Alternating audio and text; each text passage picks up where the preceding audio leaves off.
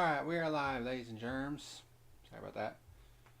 But if you're wondering why I'm wearing my hat backwards this week, well, my team lost to the fucking Commanders of all teams. So needless to say, I'm not very fucking happy with them right now. But, got another fucking race review to get through. Whoop-de-doo.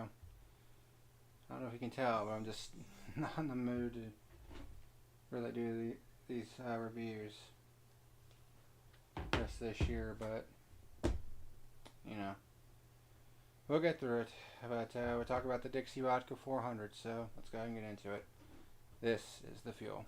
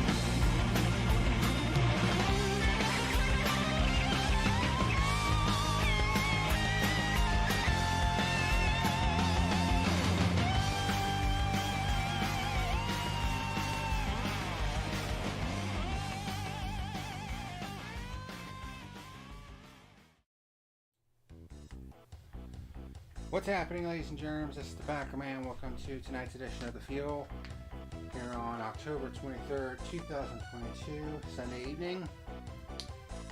And we're going to be talking about the 2022 Dixie Vodka 400. And after that, we've only got 2 races remaining in this season. A season that started out with much promise, but man, as the second half of this season and all the dumb shit within, it's really sucked the enjoyment out of the second half of this season.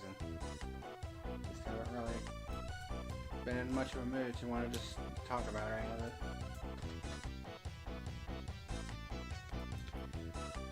But we're going to get into it anyways, and we're going to go ahead and get into news of the week because there's a lot of shit to talk about, sure. Since I didn't do it last week because I just didn't feel like it. So here we go. Alright, we're going to start as we usually do with ratings and viewership and shit. We actually have 2 to do this week. First of all, it's the Charlotte Road Course. It pulled 2.39 million viewers. Hold on.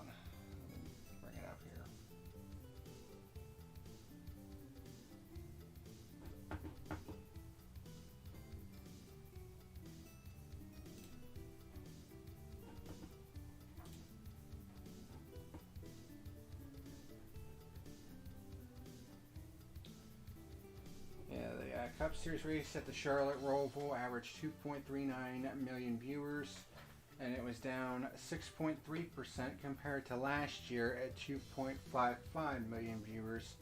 And of course, this was on NBC. So, again,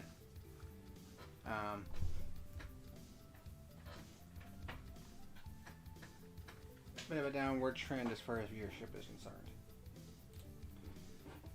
Dodge will not be rejoining NASCAR. There have been some talks with Dodge and NASCAR about re-entering the series as a 4th OEM, but they have stalled per sources. Dodge says that it is focused on the NHRA and not expanding our efforts into other forms of racing at this time.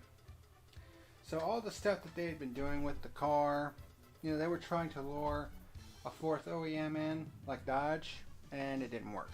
So, there you go. Cole Custer was penalized following the final lap at the Charlotte Road Course. Um, Penalties to Stewart-Haas Racing for Cole Custer slowing on the final lap. And apparently there was some radio communication that caused NASCAR to do this. Cole Custer crew chief Mike Shiplett has been indefinitely suspended, which I think is pretty fucking ridiculous, and has been fined $100,000. Custer and the team has been docked 50 points, and Custer has been fined $100,000 as well. Obviously, Stewart-Haas has appealed it, so apparently it's going to be heard this Tuesday, or no, not this Tuesday, but Thursday, excuse me.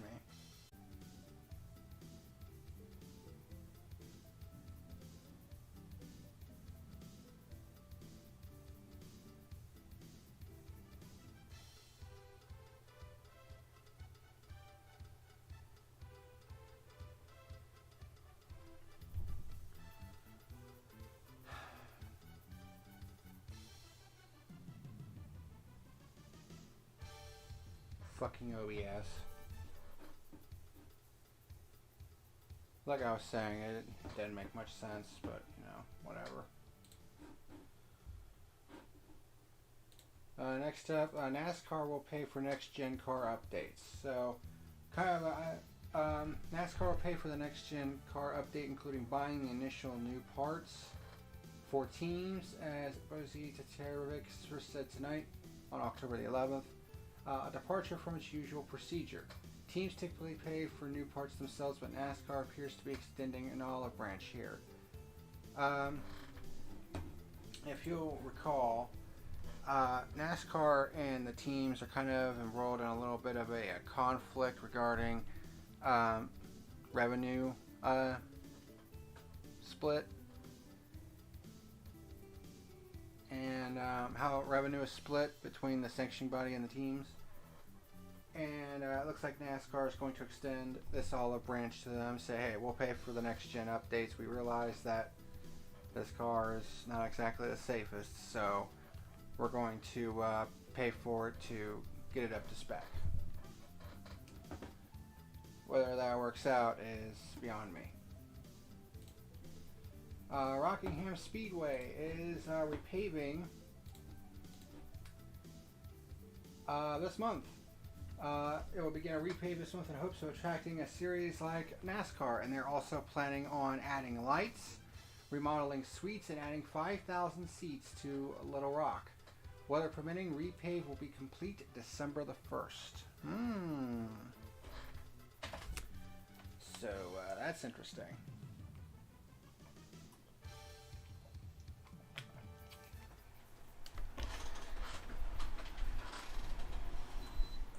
Air conditioner off. It's been another warm one today, so that'd be pretty cool to see Rockingham back on the schedule, but we'll see.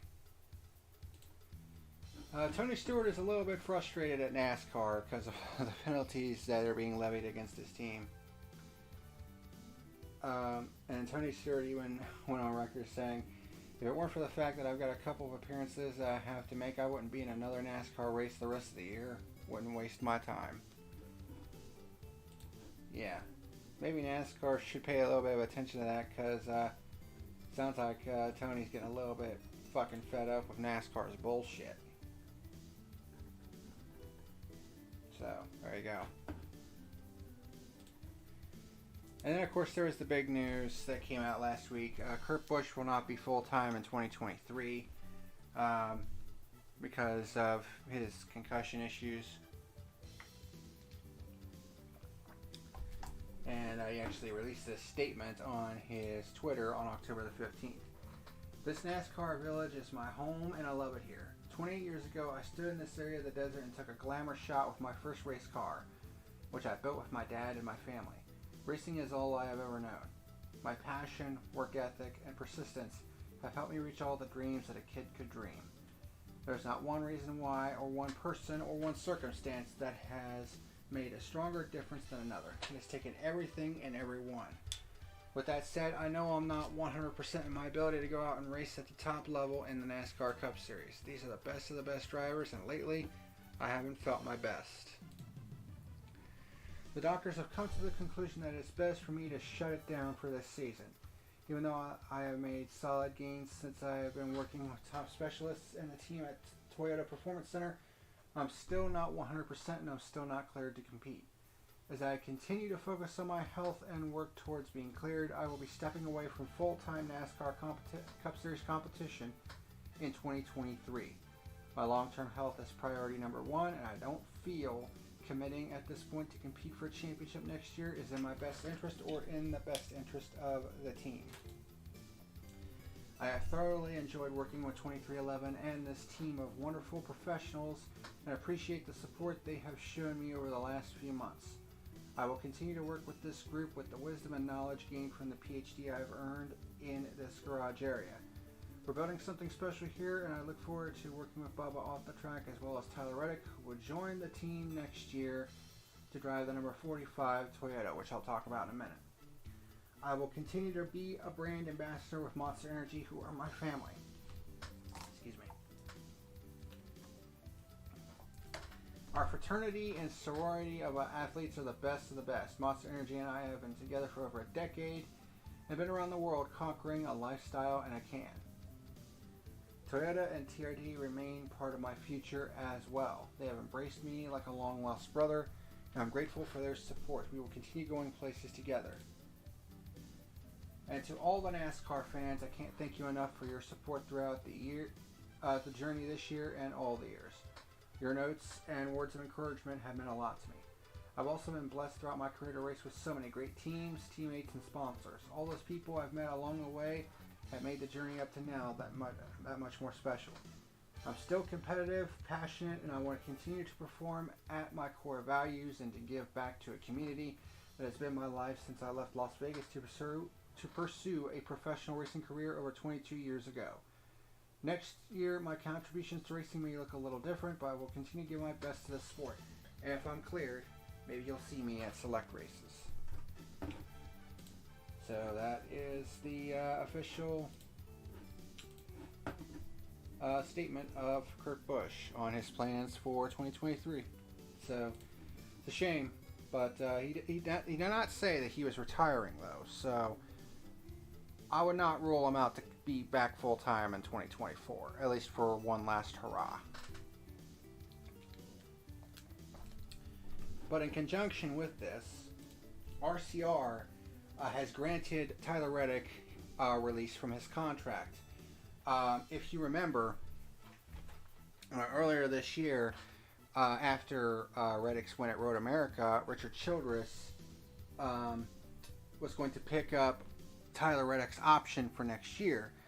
But then, not too long after that, Reddick came out and said that he wanted to go to 2311, but he wouldn't be driving for them until 2024. Well, fast forward a couple months, and with contract negotiations breaking down between Kyle Busch and Joe Gibbs Racing, Kyle Busch has made the jump over to Richard Childress Racing to drive the 8 car.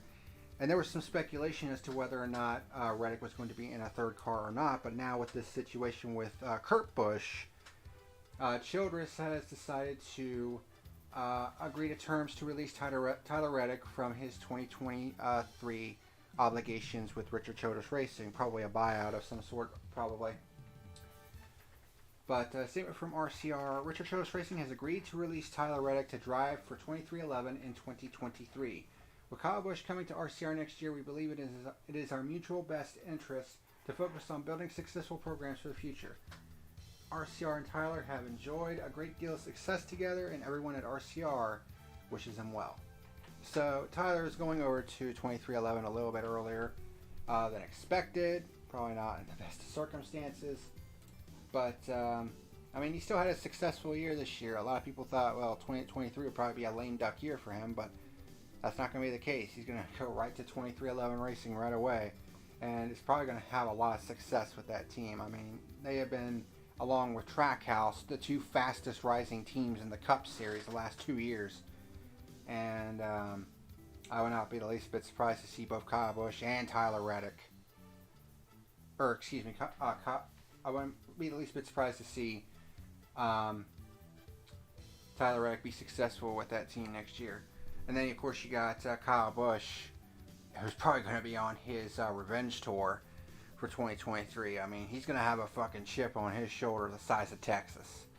So I would look out for that 8 car in 2023.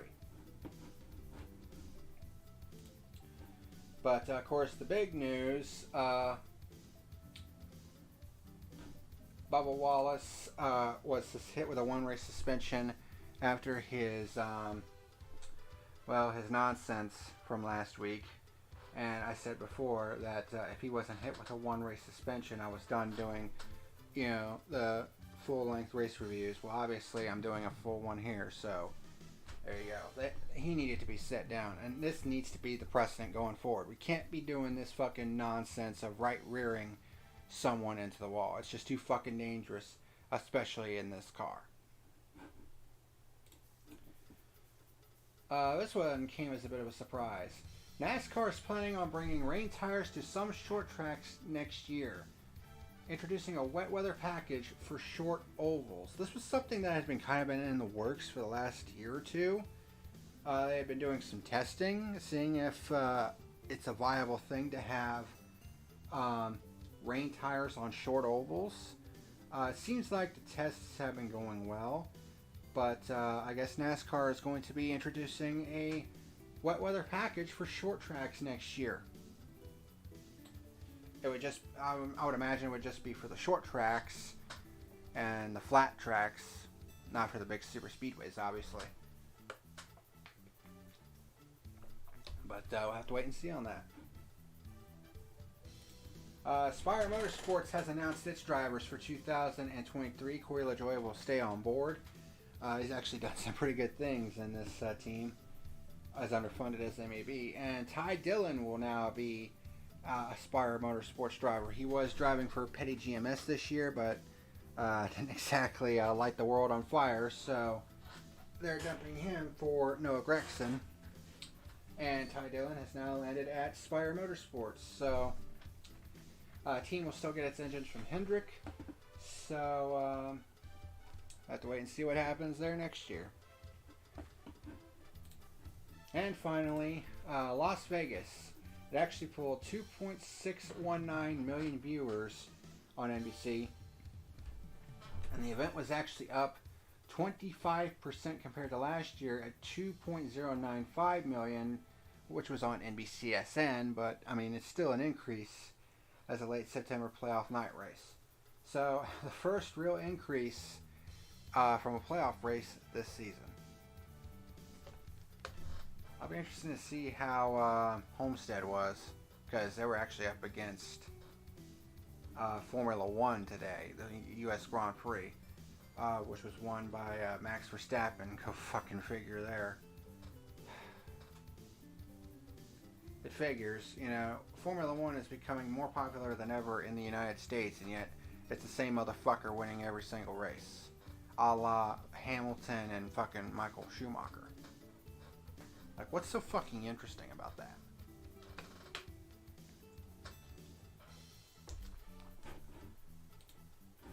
But anyways, we got all that out of the way, so let's go ahead and get into the review and get this done and over with.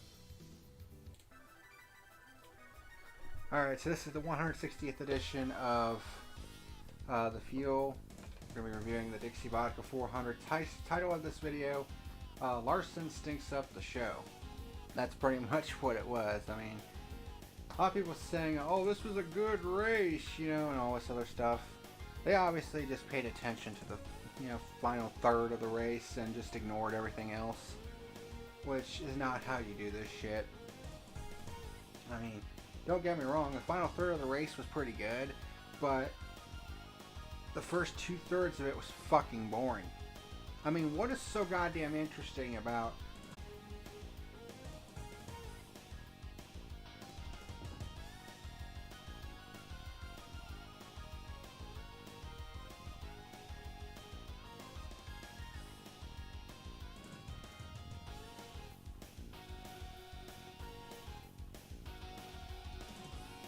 Crackers?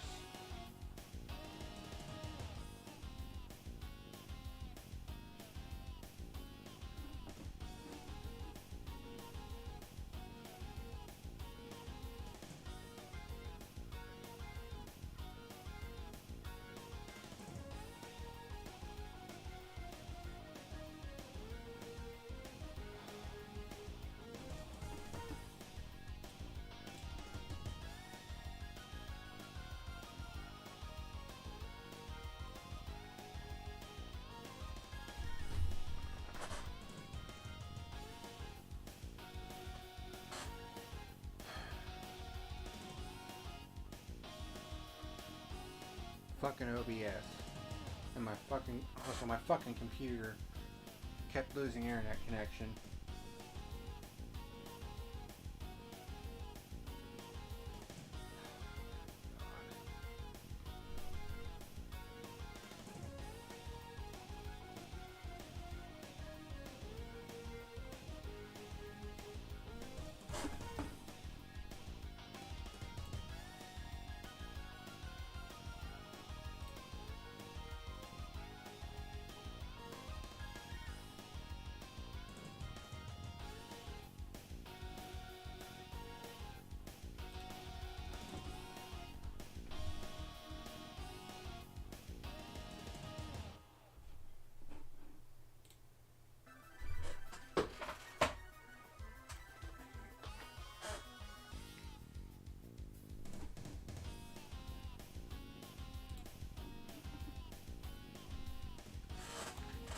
I guess it's working.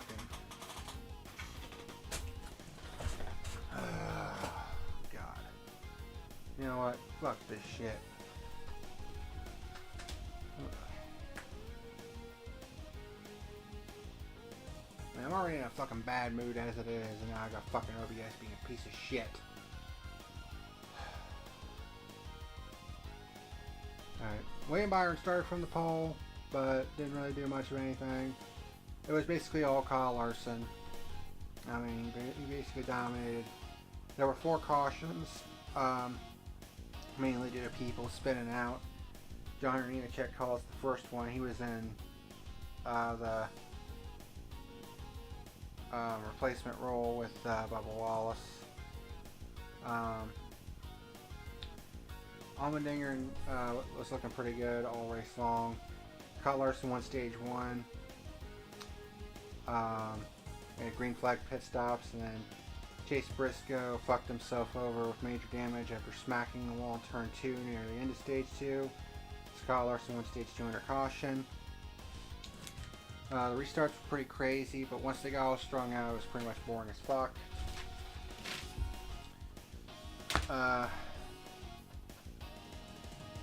Then after the start of stage 3, Larson got away, but we had a battle from 4th through 9th for a while, which was pretty cool.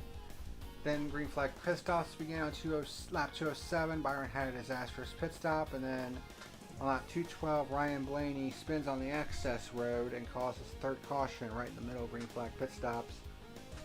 And because Truex and Chastain got on and off pit road before Larson came around to lap them, they were able to stay out and lead on the restart. Hamlin went 3 wide and got the lead on the restart, but then Truex came back and passed Hamlin for the lead on lap 221. Then Larson started coming back towards the front. Actually chopped off Kez a little bit, which I don't know if that was smart or not. Allmendinger, who had been running pretty much top 5 all day. Larson got by Chastain for 2nd and was 2.2 seconds behind Truex with 30 laps to go. He probably would have caught him. Then we had our 4th caution on lap 244 when Tyler Reddick crashed off turn 2 after losing the car. And then the big moment of the race was Truex got spun going into his pit box by Larson, but it looked like he basically missed his pit stall. Or he was going to miss his pit stall because he turned in way late. And with Larson right behind him and the sun basically in his eyes, I mean, what is he supposed to do in that situation? So Larson leads on the restart with 17 laps to go. Chastain and Hamlin swapped 2nd back and forth. Allmendinger got up to 4th on the restart and got by Chastain for 3rd and got by Hamlin for 2nd, but then Chastain rallied back to get by Allmendinger for 2nd, and then the 2 fought for that 2nd spot up until the end.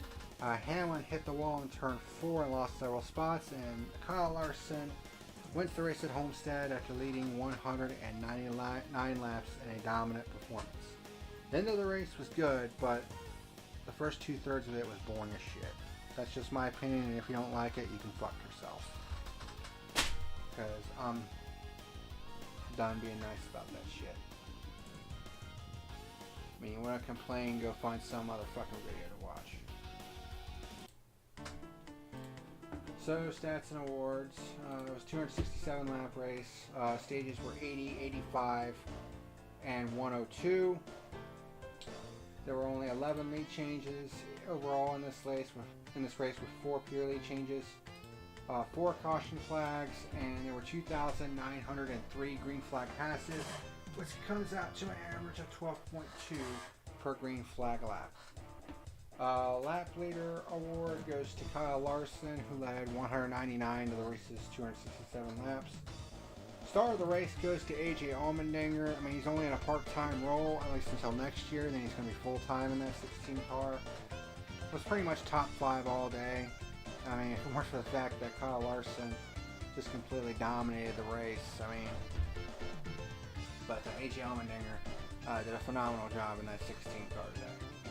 Reject of the race goes to Chase Briscoe, basically by default.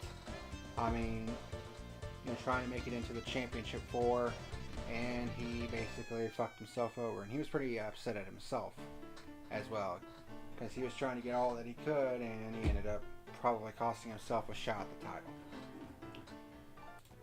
Race results and point standings. Kyle Larson with the win. Ross Chastain with his second runner-up finish in a row. AJ Allmendinger in third. Austin Dillon with a very quiet 4th place run. I mean, barely even talked about him all day, and he just silently got there to the 4th position. Brad Keselowski with a top 5 run himself. Truex, who looked like he had a shot to get the win, but once again found another way to lose a race. Denny Hamlin in 7th, Kevin Harvick 8th, Kyle Busch with another quiet top 10, and Daniel Suarez rounds up the top 10. So the point standings with 1 race remaining in the round of 8, and then the championship finale. We just got 2 races to go. Of course, Joey Logano was already in with his win at Las Vegas. Chastain is plus 19 on the cut line. Chase Elliott is plus 11, and William Byron is plus 5.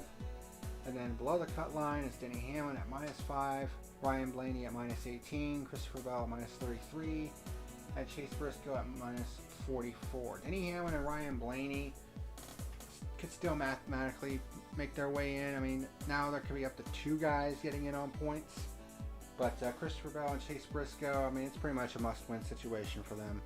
Of course, it's not the first time Christopher Bell's been in that situation. I mean, he had to win the race at the Roval to get into the round of 8, and he pulled it off. So, we'll have to wait and see what happens next week at Martinsville.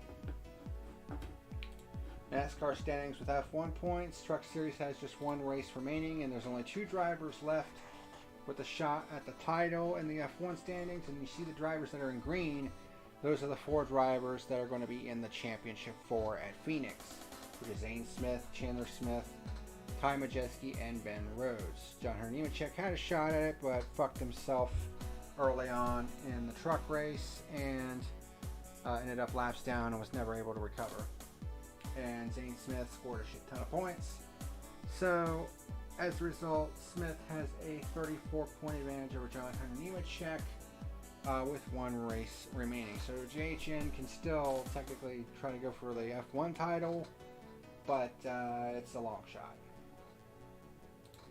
As far as Xfinity goes, Noah Gragson got the perfect 42 in yesterday's Xfinity Series race. Kind of like Kyle Larson in that sense.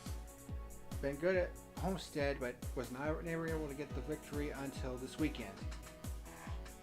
And he now has a 56-point advantage over Allmendinger with 2 races remaining in the Xfinity Series. Ty Gibbs in 3rd at 545.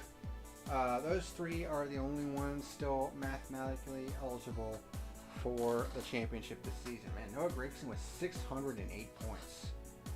Like, that's insanity. I mean, the top 4 is insanity. Gragson and Josh Berry are the drivers locked into the championship 4, which means that one of the big 4 is probably not making it in, or more than one.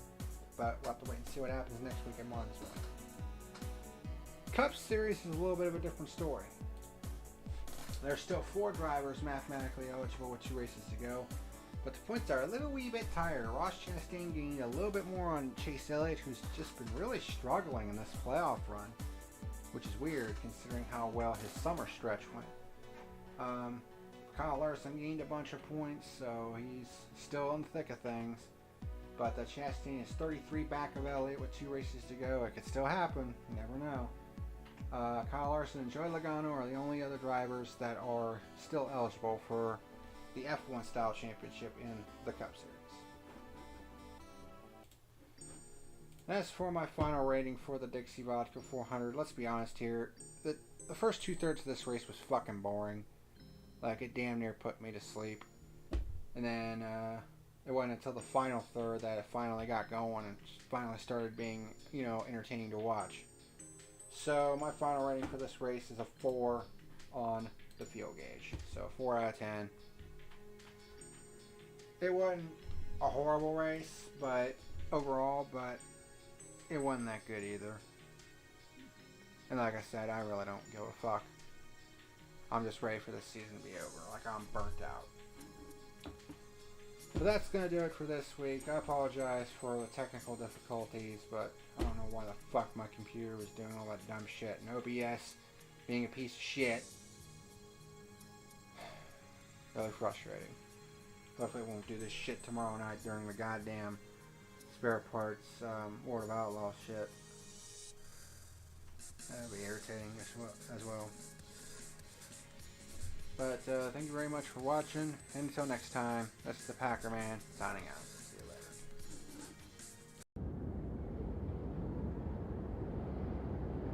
Thank you for watching tonight's video. Be sure to like and subscribe, you jackweeds.